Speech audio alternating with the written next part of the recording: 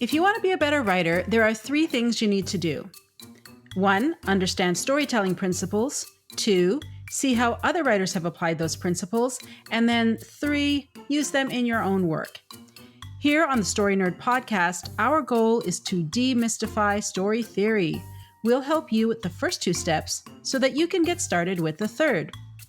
My name is Valerie Francis. I'm a writer and literary editor, and I focus on stories by, for, and about women. And I'm Melanie Hill, writer, editor, and poet, and I have a passion for middle grade and young adult stories, spy stories, fairy tales, and master detective novels. On today's episode, Melanie pitched Bend It Like Beckham so that we can study forces of antagonism. This 2002 film was directed by Gurinder Chadha from an original screenplay by Gurinder Chadha, Paul Maida Burgess, and Guljit Bindra. Bend It Like Beckham grossed $76.6 million at the box office in the US, making it the highest grossing football sports film. Gurinder Chadha is a very accomplished British newsreader and award-winning documentary maker. And just a reminder that there will be spoilers because we can't talk about the movie without talking about the movie. Okay, Melanie, over to you. What do you think the genre is for Bend It Like Beckham? Well, I've put down that the global genre is a status sentimental story because this genre moves along the value scale of success and failure. And Jess succeeds when she finds her strength to tell her parents the truth about becoming a professional footballer. So that's why I've put that down as the global genre. But the secondary genre, I think, is pretty easy and obvious. It's a sports performance story. The motivation and background for the status story is this performance story involving the Hounslow Harriers and also an offer to play for the US-based Santa Clara professional football team. So I think that's pretty obvious from my point of view. What did you have? Well, first of all, I want to say that structurally speaking, Bend It Like Beckham is solid. This is a straight up arc plot story and it works really well. This is a fun movie to watch. Now, I did pick the same 2 genres as you, Melanie, but I actually reversed them. I think it's a global sports performance story with a secondary status story. Now, that said, I can see where you're coming from. I can see why you made the choices that you made. Because this is such a well-written script, there's an argument to be made here for either. I chose performance as the global genre because of Jess's want, really, and because of the core event. She wants to be a footballer. That's established in the opening daydream sequence. The core event is the big game, which is important because the scouts are there. That's why it's a big game. Now, I want to make something really clear here just before we go on, Melanie. It's not about one of us being right here and one of us being wrong. This whole experiment here of the Story Nerd podcast is all about us deepening our understanding of storytelling principles. So the fact that we're seeing slightly different genres here, or an emphasis on the different genres here, it's not a failing in you or me or the story. It's actually a compliment to the story in this case because it's so well written. We could take this whole episode and just sort of defend our positions, and we would both be right here. The point here is just to kind of see how genre is working in different ways, how different artists are taking the storytelling principles and applying them. And really, the only way we would ever know, be ever sort of say with any real firm conviction of what the genre is to actually call the writers and say, well, what was your intention here? What were you planning on doing? But that's not even the point either. We want to see how genre is being explored, how it's being applied, how it's being presented. And I think Bend It Like Beckham has done a really great job here. We should have done this last season. Anyway, please continue. Forces of antagonism. What can you tell us? Right. Well, actually, I think when you were talking about the writing just then, I think there's one thing about writing the script and then there's one thing about editing the movie as it finally gets presented as well. So just because you write something in a script, it doesn't always mean that it's going to make the final story that people get to see. And that's interesting from an editorial perspective as well, because they're creating a story they've got a story that's written, then a story that's acted, and then a story that they're editing to put together. So it is very different that way, and what they might intend, what the writers might intend, may not come out in the final cut or final version of the story either. So that's an interesting thing to think about too. Right, forces of antagonism. So this season, I have picked quite a few movies written or by or directed by women, and I picked Bend It Like Beckham because it has got women in it and it's written by a woman primarily, but it's also a performance story, and I'm writing a performance story. And as you heard a few weeks ago, Valerie is holding me to a date to finish my work in progress. So I'm reminding myself about my performance story that I am writing by watching Bend It Like Beckham, because this actually helps me a great deal. So I didn't study Bend It Like Beckham when I was looking for performance story masterworks, but I should have. I realise this now. I have multiple forces of antagonism in my story, and Bend It Like Beckham is an excellent example of how to use the forces of antagonism to create a complex and interesting story. Like Legally Blonde, Bend It Like Beckham is full of conflict creators who establish obstacles that get in the way of Jess realising her dream of becoming a professional footballer. Again, the conflict is positive as well as negative, and there isn't a villain. The interesting difference, though, when comparing the forces of antagonism in this movie to last week's, is the conflict between the main character and some of the minor characters, and also the interplay of conflict between those minor characters as well. In Legally Blonde, the sources of conflict were mainly focused on Elle and her wants and needs. There was only a small amount of conflict between other characters, and even then, that didn't impact Elle a great deal. There are multiple layers of conflict in Bend It Like Beckham that directly and indirectly impact Jess. The conflict increases for all characters as the movie progresses, and it's all interconnected. For example, Jules has her own conflict with her mother.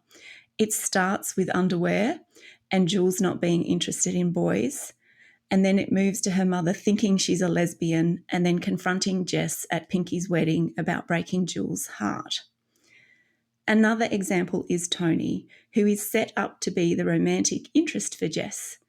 He encourages her to play football, takes her to games, but he also reveals he's gay, but is then willing to marry Jess to help her get to the US to play professionally. Now, before I dig a little deeper into the specific conflict, did you notice the differences, Valerie, between Legally Blonde and Bend It Like Beckham? I did. And I also noticed the similarities. But just as you were speaking there, something struck me. In a performance story, a global performance story, the force of antagonism usually is the opponent. So it's the other team or the other singer or the other dancer or whatever. And we don't have that here. Like the big game that they play in is not a big game because it's going to win the cup. It's the big game because the scouts are there. That's why it's so important. So that's I find that really interesting.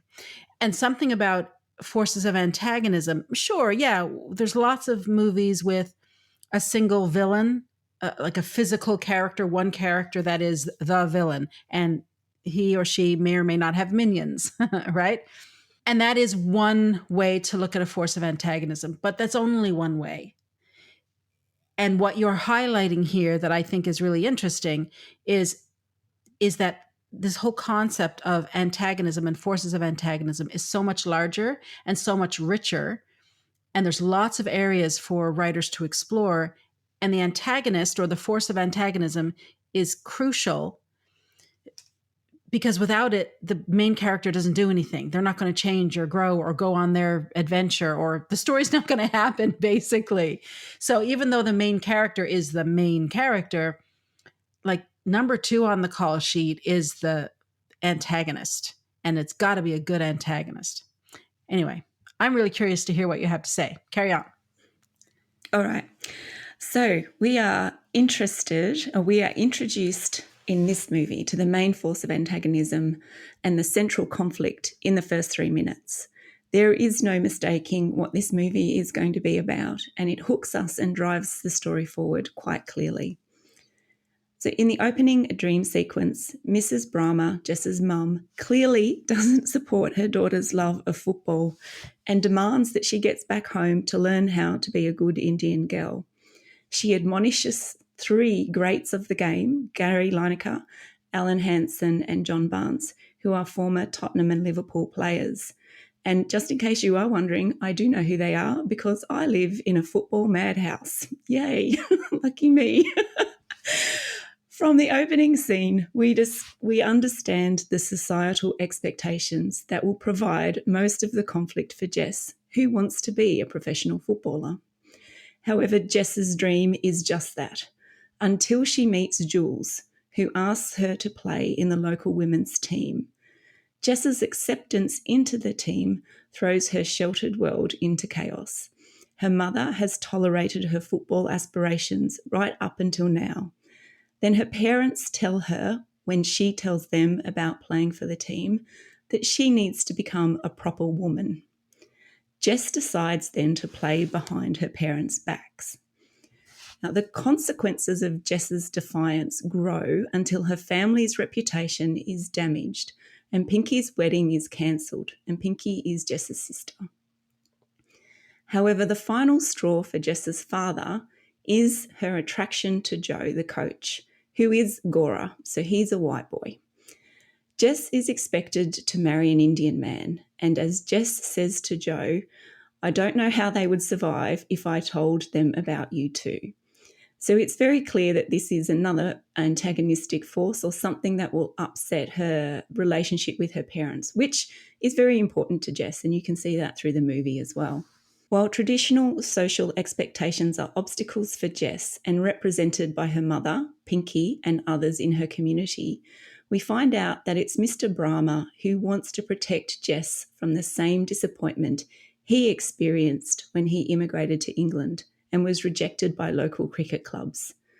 Knowing her father's past adds to the size of the problem that Jess must overcome. So how does she get her father to let go of his experience so that she can pursue a similar goal? And that is the big problem, I think, that comes out through the end of the movie. And it has a very interesting solution, which I'll come to in a minute. So this is really interesting and very essential as well. How do the forces of antagonism, or do the forces of antagonism have their own logic and rationale for their actions? And I think this is important because I personally don't like bad or like antagonists just being bad for the sake of it because they're born evil. I think that's a cop-out, and I think that's quite lazy, but that's my personal opinion. But in this movie, each of the conflict creators have their reasons for either encouraging Jess to play football or wanting her to conform to cultural expectations. We see how Jess's want drives her decisions and actions, and we also see how the conflict creators are driven by their own wants and needs. So Mr. Brahma, as mentioned, wants to protect Jess. Mrs. Brahma wants her daughters to retain their culture and its values. And Pinky just wants to get married and be the traditional Indian wife. Jules wants to play football professionally too, and like Jess, her mother is not supportive.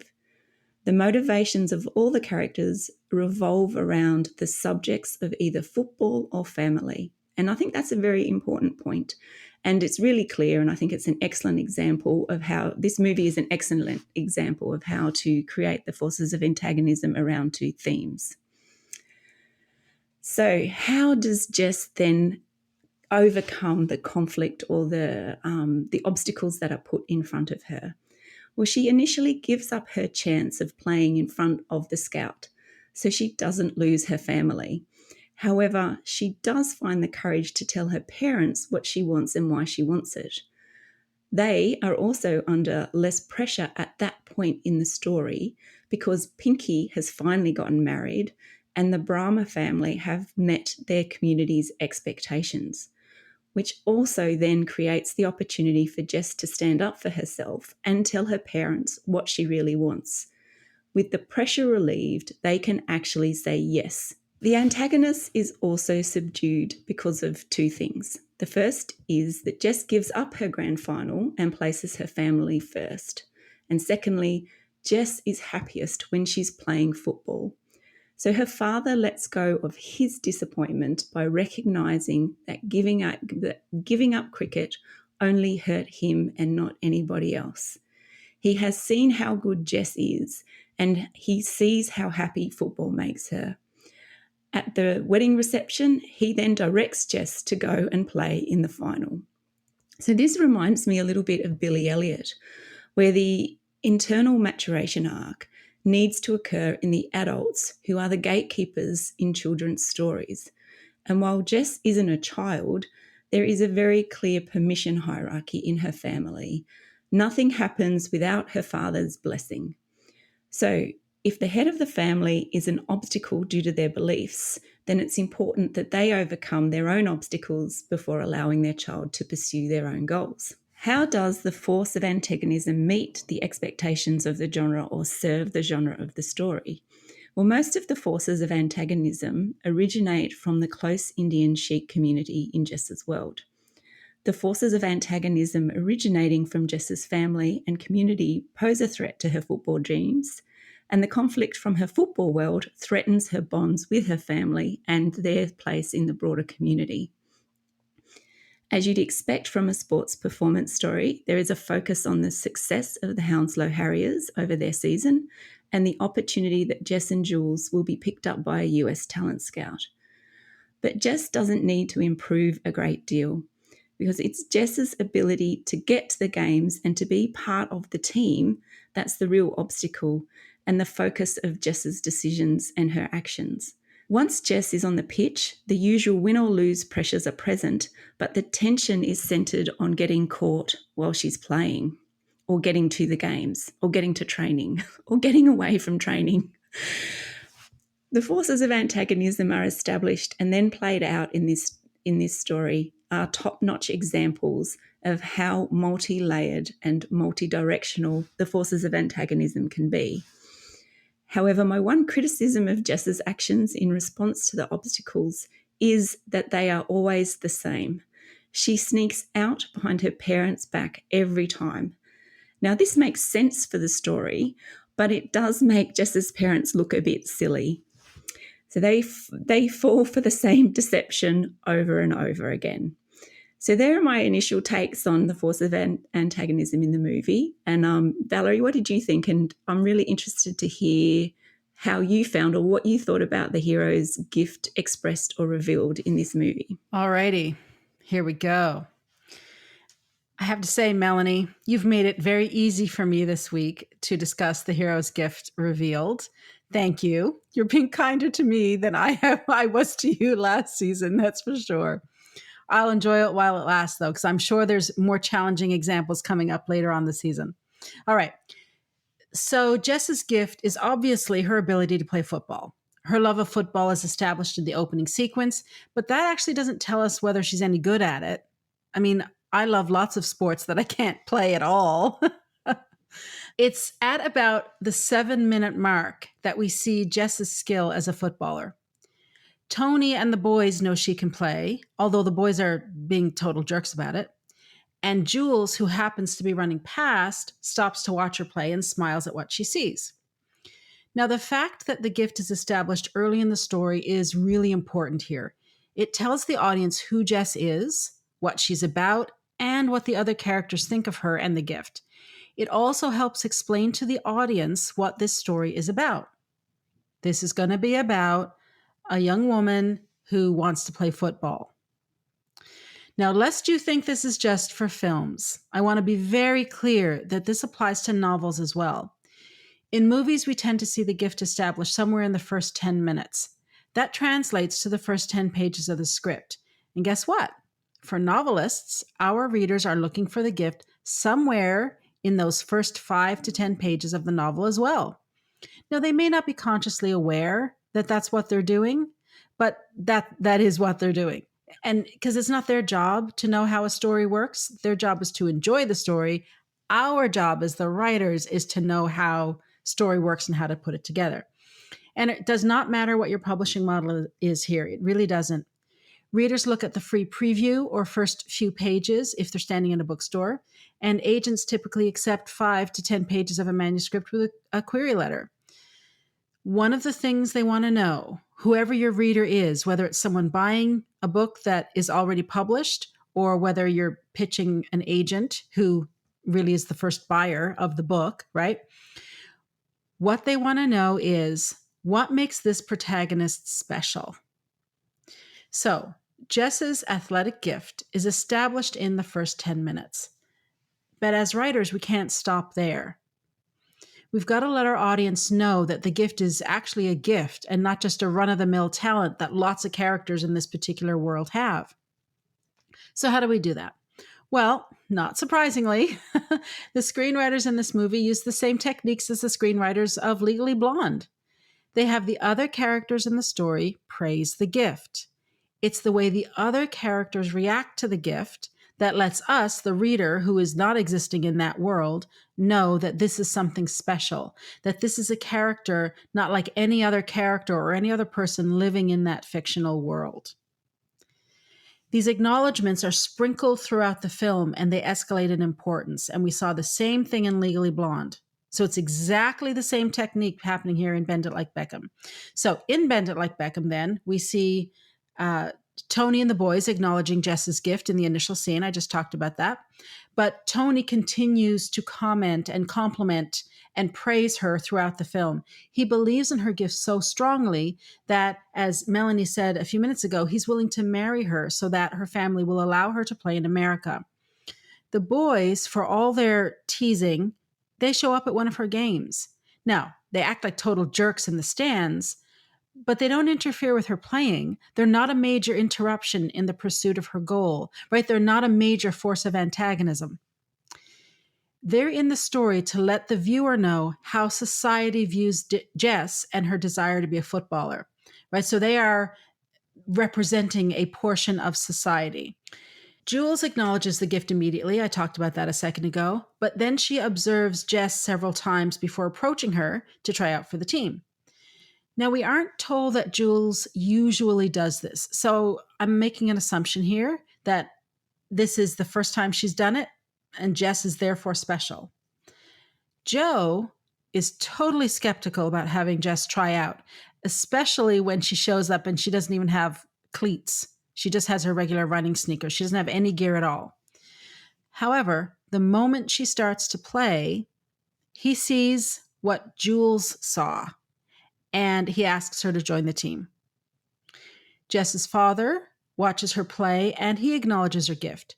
He also tells us that he was an athlete in his youth, which means that athletics are in Jess's blood. Pinky, her sister, supports Jess as well, and she even covers for her so she can go to Germany. She may not be able to fully appreciate Jess's ability because she doesn't play the sport, but she knows that on some level, her sister is different. She's not like all the other girls, and Pinky is like all the other girls. The American Scouts also acknowledge her gift when she expresses it in that big game that we've already talked about, because they offer her a full scholarship. Now, one thing that we do not see that I think we really should have is the other players acknowledging Jess's gift. It's clear that she's good, and they all like her. I mean, after all, that's why she gets on the team, right? But everyone on that team is good. So what I would have really liked to have seen is what, in this pool of really good players, what makes Jess stand out above the rest. And this is true in any performance. And so for performance stories, you've got sports, you've got arts, and you've got on the job, business. So my daughter is an actor. She is now in acting school, and her first hurdle was to get accepted into acting school. And when she started, I said, everyone in your class is really good. Everyone in your class got the award that my daughter got at high school for being the best actor. So now you have to stand out amongst a pool of really good actors. So Jess is the same thing. Once she gets on that team, everyone on the team is really good. So if we're going to see her gift expressed, or we're going to understand if the audience is really going to understand how wonderful this gift is, we've got to see the other really good people actively acknowledge that she is better than the rest of them. Now, yes, the scouts give her and Jules a scholarship. They didn't give anybody else a scholarship, but that's so watered down that I couldn't really attach to it. If we think to Legally Blonde, back to Legally Blonde, Elle knew about health and beauty. And so Amy, one of the other girls in the house, goes to Elle to help her with lip liner. She could have gone to any girl in that fraternity or sorority, rather, but she goes to Elle. So that's something that, since Jess is the primary protagonist, I would have liked to see that because Jules is really good. I mean, I don't know. Is she better than Jules? She needs to be. Jules can also be super good, but if it's the gift, like the gift is superlative. It's a gift. It's not just a talent. It's not just something they're good at. It's the thing that sets them apart from the other people in their world. And it's not just that Jess is a better than average footballer. It's that she's actually not like anything or anyone else in her ordinary world. And if her mother's nagging wasn't enough of a highlight to make that clear to the audience, then her contrast to her sister Pinky and her contrast to the other girls her age certainly makes it clear. Once the gift has been established, it has to be expressed. And of course, this happens in the game that the scouts attend. Jess takes a penalty kick and scores to win the game. Now, I think this moment would have been much richer. It would have been more dramatic and more tension filled if the stakes were higher or more clear. Or if after she missed the first penalty in the game in Germany, if we had then seen her practicing penalty kicks hour after hour and constantly missing or struggling with this particular skill, then when she comes to the penalty kick in that big game and her whole future is riding on it, we would start to feel tension. As it is, it really doesn't, to me anyway, it didn't feel like everything was riding on whether or not she was going to make that shot. I wasn't wondering if she was going to make that shot. I just knew she would because it had been set up and like there was nothing there that made me sit on the edge of my seat and wonder. But be that as it may, overall, I think Bend It Like Beckham is a nice story. It's a pretty good story. And it's an obvious and good example of the hero's gift expressed. So hopefully this helps deepen your understanding of what the hero's gift means and what it means to express the hero's gift. The key thing to remember, in my opinion, is that you've got to establish the gift clearly and early in your story, and then you've got to reinforce it throughout the story all the way up to the climax of the story, which is when the gift is expressed. Melanie? So, do you think then? I think that there are a few differences with how that gift is expressed in Bend It Like Beckham and Legally Blonde. So, I think it's much more subtle in Legally Blonde, or it's not valued as highly as what Jess's football skills are in Bend It Like Beckham, which I suppose, depending on the type of genre that you've got to tell your story, and that makes sense, right? So you need Jess to have her talent and her gift as her football skills, and that needs to come out in a performance story. But maybe in Legally Blonde, we had to see it, but didn't actually realize the value of it right until the end when it gets expressed in the court case. Do you think, did you see that in the two movies as well? Yeah, I think that comes down to the subgenre. I think if you've got an arts performance like Black Swan or Billy Elliot or any one of another 100 arts performance stories that I love, or a sports performance, the gift is more overt because they're physically doing something in the world. Legally Blonde is a business performance story. So it's an on the job kind of thing. And yeah, I would agree that the gift is not as in your face. And we're going to see that's going to be true depending on what the genre that you're writing in. I don't know if that sentence made sense. That that's gonna No, it's going I to think it be. does. Yeah, I think it does because, we put forward the proposition last season that genre determines everything in the story and that it gives you limitations and constraints around certain things. So that would make sense to me that it does depend on the genre. So I think that's what you were saying. And I agree with that. I think that's a really good example, right, of how genre can, and slightly nuances in genre can actually change how you do something like express the gift, which I hadn't thought about before until you were just saying it just then. Yeah, when we studied Gone Girl, I studied it with Leslie Watts.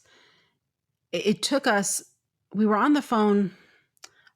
I want to say 3 hours, but it might have been 2 hours. It's all just. It felt like a really long time, and the whole conversation was about what is Nick's gift, and we could not figure it out for love nor money. We we were beating our head against a wall, and all of a sudden it came to me. Nick's gift in Gone Girl is that he's a shapeshifter. He's able to become the person that someone else needs him to be. Amy says this early. Nick says it, his sister Go says it, and we even see it happening in the press conference to announce Amy's disappearance and to ask for help. We see him becoming the person he thinks he should be in that situation. So at the end of that novel, he expresses his gift because the whole thing came up because we were trying to figure out, does Gone Girl end positively or negatively? And we think it ends positively because he expresses his gift, and it's a positive ending for Nick, believe it or not, because for Nick, a fate worse than death is to turn out like his father. The only person on the planet who could keep him from being like his father is Amy, because she creates a really small box for him to exist in. And she says, "This is the man you're going to be." He can do that. That's his gift. He can become that man and therefore save himself from himself. And I won't say live happily ever after, but at least not turn into his father, which is saving him from his fate worse than death. So in Gone Girl, finding that gift expressed was super hard. We didn't know what the gift was. We didn't know where he expressed it. We're like, wow. It was just, it was hard. It was really hard. Here with Legally Blonde and Bend It Like Beckham, it's a kind of a nice way to start this season because they're more obvious examples of what the gift. We can see it happening on the screen so that we get an idea of how this concept works for when more challenging stories like Gone Girl pop up.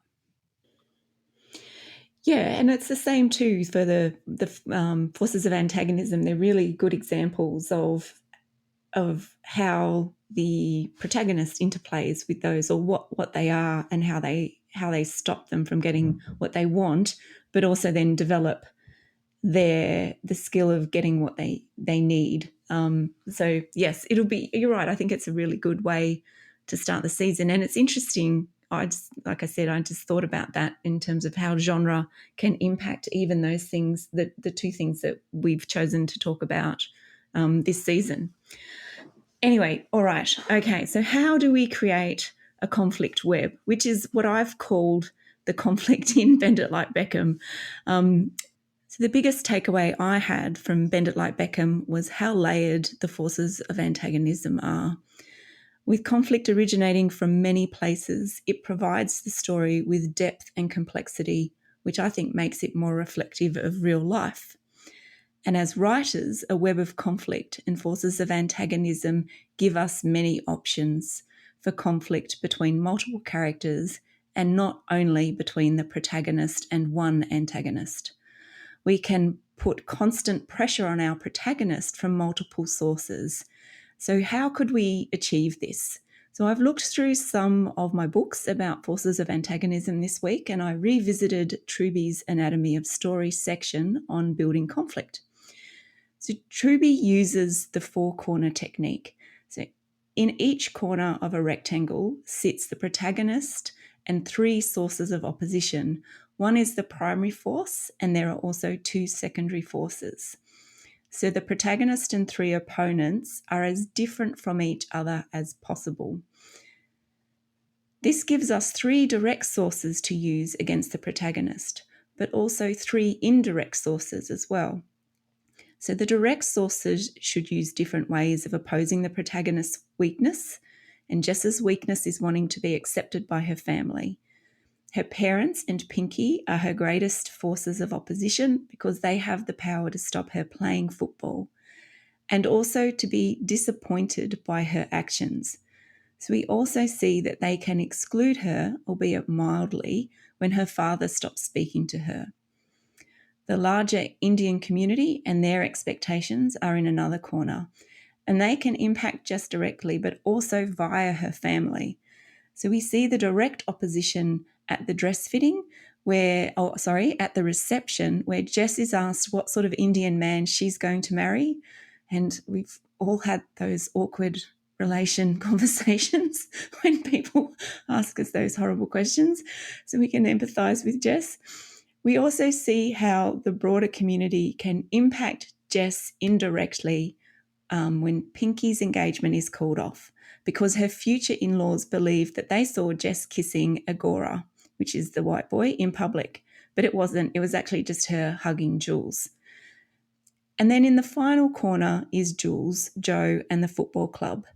They pull Jess towards her want, but they pull her away from her family, or that's what it appears. The impact of playing football on Jess is obvious, but it impacts her family because Jess lies and deceives them multiple times. Joe, as a romantic interest for Jess, is unacceptable to her family and to her community. Joe has also cut off ties with his father, and this is something Jess doesn't understand. Joe and Jess place different values on their relationship with their families.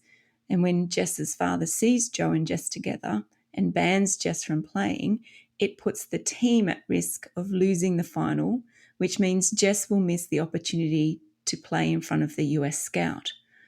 Jules and Jess are also a dynamic duo, so Jules will be impacted as well by Jess's absence. So I like this way of establishing a web of antagonism.